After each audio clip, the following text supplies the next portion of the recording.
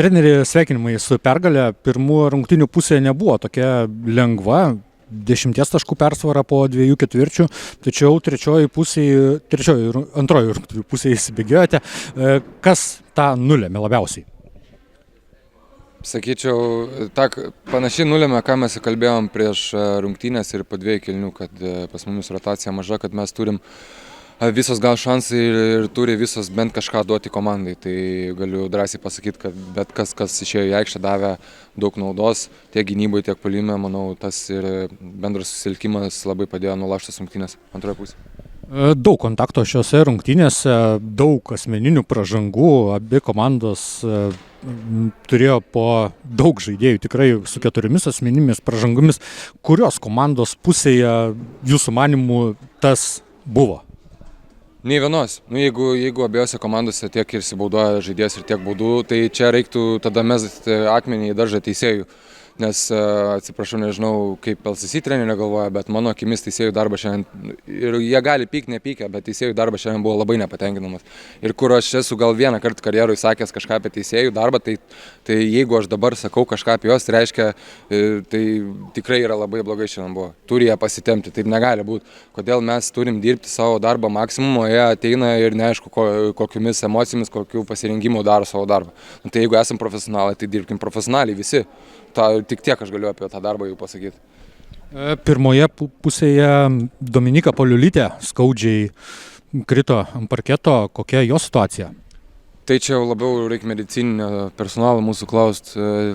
Tikiuosi, kad nieko rimto, bet Dominikai šį sezoną kažkiek nelabai sekasi su tom traumom, bet tikiuosi, kad nieko rimto. Ligita, puikus tavo šio vakaro pasirodymas ir 33 taškais iškovota pergalė. Kas tavo manimų ją nulėmė? Tai mūsų komandos vienumas, nes turim daug iškritusių žaidėjų, tai turėjo kažkas daugiau pasistengti ir tai komanda laimėjo. Daug dviženklininkių šios dienos rungtynėse jūsų komandoje buvo. Kaip su konkurencija tarp tokios patirties žaidžiant yra?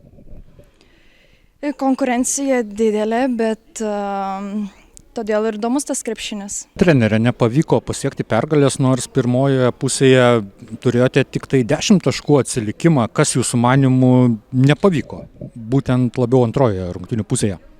Niekas nepavyko. Čia lengviau pasakyti, kas pavyko. Realiai niekas. Mes situaciją susikuriam, kas iš to, kad mes jų nematom. Situacijos yra. Arba mes jų nematom, arba nesugebam užsibaigti. Visiškai laisvos. Tai va, ir viskas. Kiek įtakojo žaidimą, kad pakankamai daug žaidėjų buvo susirinkusios po 4 pražangas, nors iš viso ir varžovų gretose taipogi buvo tokių?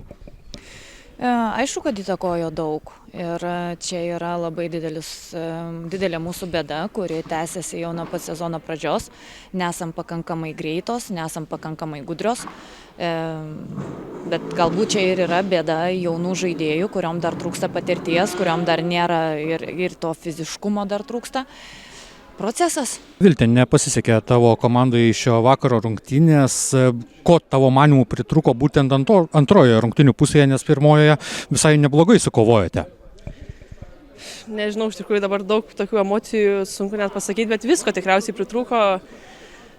Atrodo, kaip ir buvom varžybose, kaip sakot, pirmai pusėje, bet nežinau, bandėm lyg ir bėgti greitą puolimą, bet tada perdavimų kokybė buvo ne tokia, kokios reikėjo. Tai labai daug taisytinų dalykų ir kažkaip gaila, atrodo, tikrai sunkiai dirbom, ruošiamės tom varžybom, bet vaizdas tikrai netenkina nei mūsų, nei trenerių, tai nežinau, nudirbsim, taisysim klaidas ir jau.